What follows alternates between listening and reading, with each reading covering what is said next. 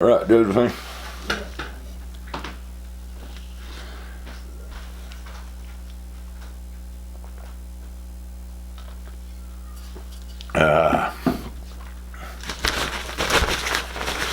Welcome, boys and girls, ladies and gentlemen.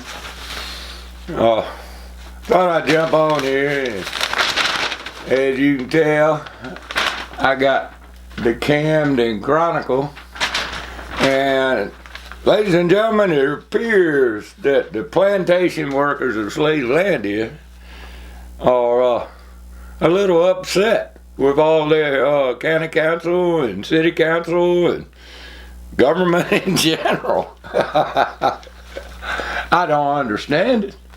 I just don't understand it. I don't understand why they'd be upset that the electricity bills are going up, that the taxes are going up, that inflation is going up, the price of the eggs is doubled, price of gasoline, it came down.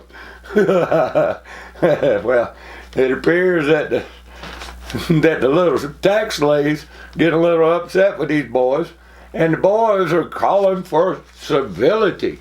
We need to be reverent when we come in and speak to our overlords. I mean, they're only, people just like me and you. Yep. So, what we got on the front page? 1901 letter provides details of royal funeral procession. K. Polk's grandfather was in London during the Queen Victoria's funeral 121 years ago. And he wrote about it. And that's on the front page of an American newspaper. Huh? Y'all still care about a queen that ruled over a monarchy that has killed millions and millions of people? Opium wars all over the place. Seems like we had some kind of little to do with them. What the hell was that? Oh yeah, that revolution thing. Something about Boston Tea Party or some kind of thing like that.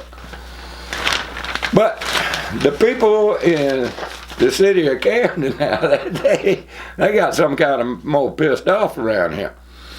It appears that they gathered a petition of more than 1,250 signatures of people who are upset with the skyrocketing cost of electricity for city customers. These people pass these damn electricity. They're a middleman. See, they make profit off of the electricity that they buy from somebody else at a cheaper rate. But electricity prices have gone up, and these boys here found that it was going to be a good excuse to raise the price on everybody. We got some people. I saw one where it went from $150 up to $500. I've seen $350 up to $700. I've seen all kinds of crazy numbers that these people are talking about, and the slaves are in revolt. Well, not revolt. They're just up there begging. But these politicians, they're slick. This lady says, we'd like y'all to address some of the questions and concerns. Miss Copeland told council, we keep showing up to meetings and aren't getting any answers. Ain't that something? Well, hell no, you ain't gonna get any answers. Your public comment is a time for you to comment, and no interaction with county council or city council. They're just here to, you can redress. You just address them and do it in a civil manner. Always do it in a civil manner. Copeland asked county council to change its meeting time from 4 p.m. to allow more people possible time to attend. Something that we've been arguing for over a decade. But, of course, they don't want a whole lot of people down there. You don't even have time to set up a grill and do any barbecuing or anything like that. Hell, you just getting home. 4 o'clock, you might not even be leaving work yet. So you ain't got time to complain, little slave. Get back to work so you can pay my taxes. Ha ha ha. Damn people. So let's see. I think it goes on a little bit. Oh, this raggedy old paper. Oh, there's a second page of the county. This city. And she asked if the council could possibly hold a public forum where anyone who wanted to come after 5 or 5:30 could come out and in a civil manner ask questions and get answers.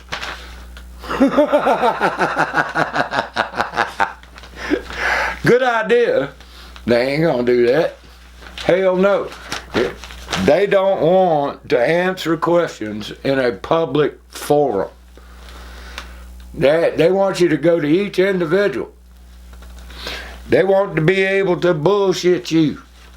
That's what this is. You know, I've been called out for using the word steal. That was uncivil, see. And Julian Burrs, chairman of the Kershaw County Council, told me, Mr. Maddox, we will not use the word steal in a government body. Please continue. And now I found out that you can't use the word damn. Even when you're referencing the worst thing that government has done in this local area in a while, the most stupidest thing they've spent money on, $2.6 million down there at that damn Revolutionary War Park Center, where nobody goes in the first place. It's just another place to dump money for feel-good do-gooders. And Camden's damn full of them. Mary Brandenberger of Cool Springs Drive said she is also concerned residents are not getting enough answers to questions about their electric bills. No one is taking an accountability for the problem. Those who are responsible should be held accountable. How you gonna hold them accountable? We're gonna vote them out. Yeah, that'll help you. Your electricity bill's still up. You can vote all you want. Vote as hard as you want. It won't change the program. Doesn't matter. Left, right, upside down, right side up. It's the system itself. Us slaves in Slavelandia. Some are taking a loss, holding on and hoping it gets better. A lot of people aren't going out to dinner, buying other goods and services because they can't afford to. They're afraid of what's going to happen, Brandenberger said. She also called the city's 20-year contract with Carolina Power Partners one of the most one-sided contracts she's ever seen. When it's not my money, it don't matter.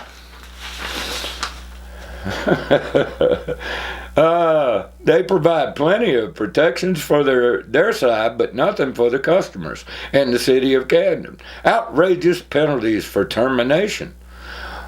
Our only out is to file a lawsuit for the contracts becoming unconscionable, which it may well be. So your politicians sold you out with this company, and who knows what kind of back scratching deal was made with that bullshit. But all these wannabe politician, do-gooder, back scratching, dirty deal, profit off of you and me's, they don't give a shit about you and me. They give a shit about them and their money and all the beautiful people that'll be around them sucking up. That's what it is. So the city of Camden people are raising hell over there. And then, go back to this here raggedy front page. County Council criticized ahead of the final millage vote. Well, they're raising your little taxes, don't you know? And of course, Jeffy was there. So was my buddy Matt Hutchison. And I'm not even going to go all over much of what we said. If you want to see those, go back to these videos back here. And I've got clips from all the public speakers. There were one public speaker about complaining about restrictions, and they're in the city, and something's in the county, and some lady had put up a dog rescue center, and they were raising hell about that. Want government to come in to fix their problems. But what I really wanted to talk about is Mr. Martin Kahn. Mr. Martin Kahn has his little opinion piece here. And it says, choice words. Once again, we find ourselves having to critique the words chosen by certain speakers during a Kershaw County Council meeting. Two of these people spoke during a public hearing on the third and final reading of the county's millage ordinance, and during the meeting's public comment section, Jeff Maddox and Matthew Hutchison. Another speaker, Amanda Stephen, spoke only during public comment. Maddox's case may seem the most egregious, that's a fine word, but only because it caused a strong response. At one point during his public comment remarks, Maddox talked about what he felt was money wasted on the Revolutionary War Visitor Center, claiming he never sees more than 5 cars parked there every time he drives by. I've never seen another car parked there, except when it was dedicated by all the wonderful politicians that gave us the damn thing. It appears the word damn is too strong a curse word for some people. While we don't agree with Maddox's sentiment, in other words, he's in support of government largesse and building wonderful things and patting politicians on the back, and he wishes he hadn't used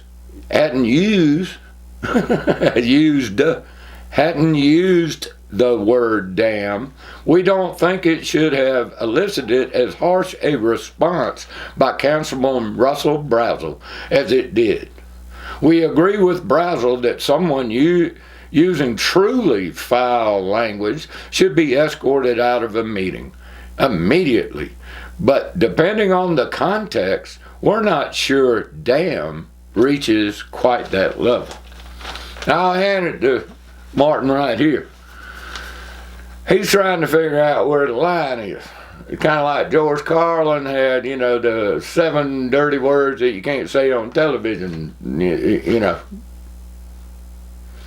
So, I understand that. That's where I want to know, too. I want to know where this here line is, too. Because I've been hammered down for using the word steal. Now I've been called out for using the word damn. I asked Julie Burns, chairman of the council, and all council, to give me a list of banned words. Is it always going to be subjective? Now, I agree. I don't want to. I wouldn't go in there and use the word, dirty word, the F word or the N word or those kind of things. That's left for out there with me and boys and all. But damn. Damn. So the slaves are restless, and then they want to complain that we're not being civil enough, boys and girls. Now they won't answer a damn question from you. You can't interact with them when they're up there.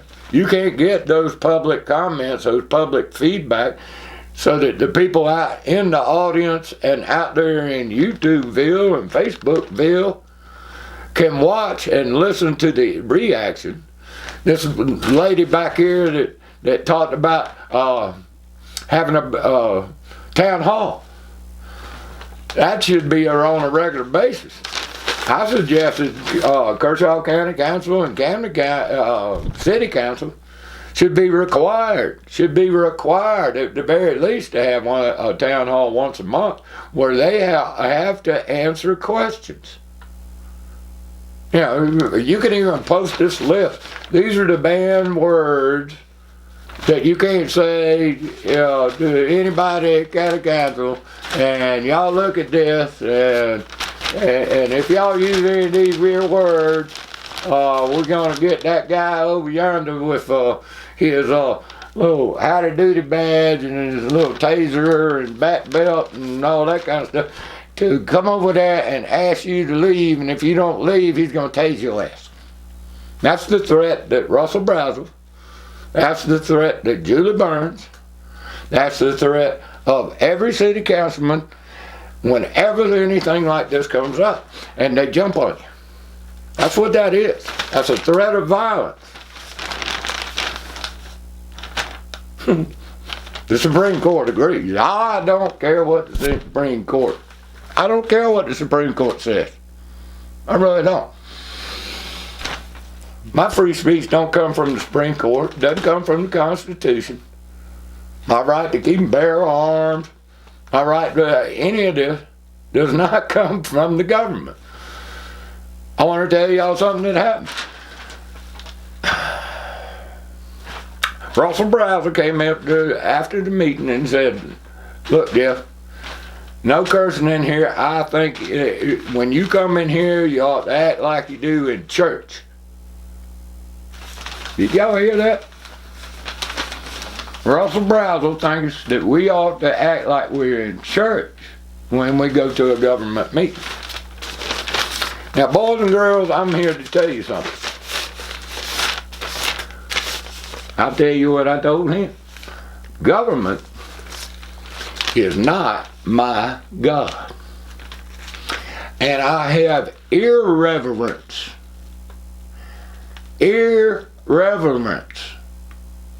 for government. I have very, very high reverence for my Lord and Savior, Jesus Christ. I have irreverence for anything. Government killed Jesus, and it's going to kill you and me.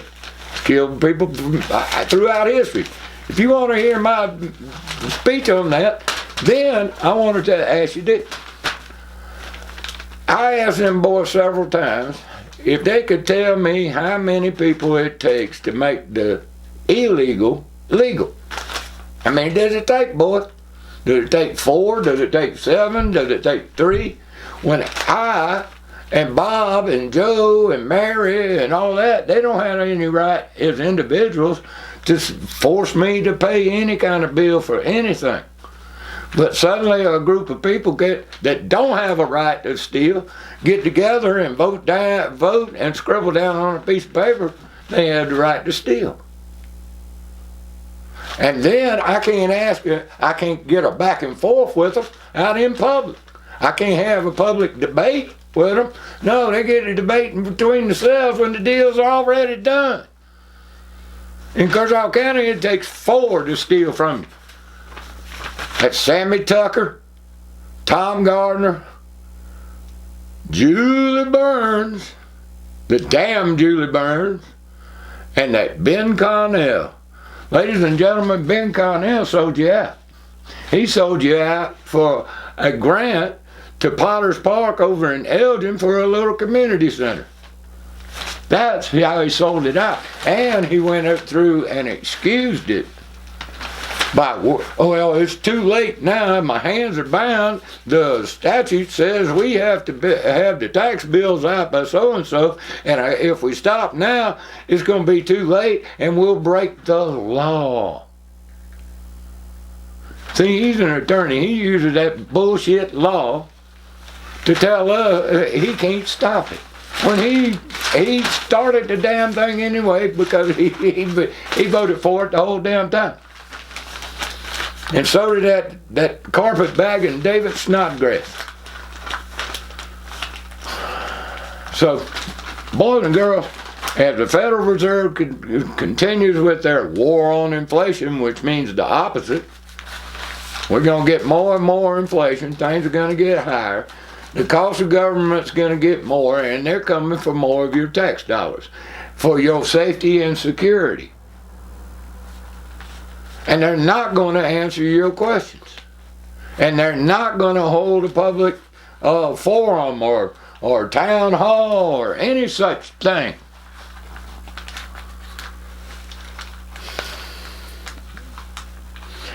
I'm sorry to tell y'all, boys and girls, but this is an out-of-control government that you're going to have to uproot. You're going to have to strip every bit of power and control that it has now away.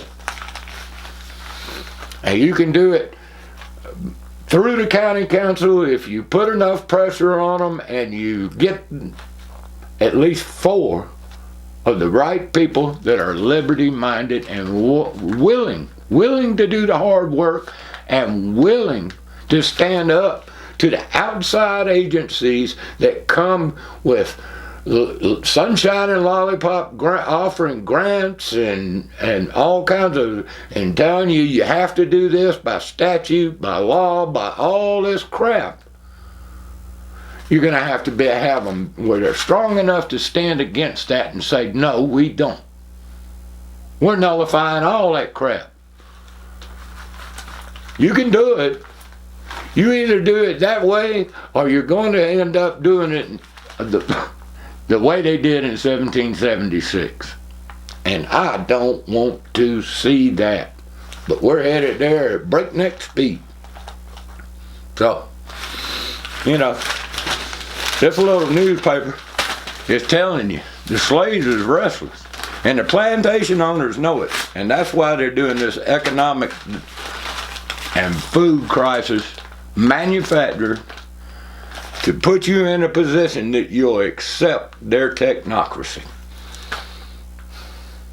And I hand it to the people that came and spoke, Amanda and Melody.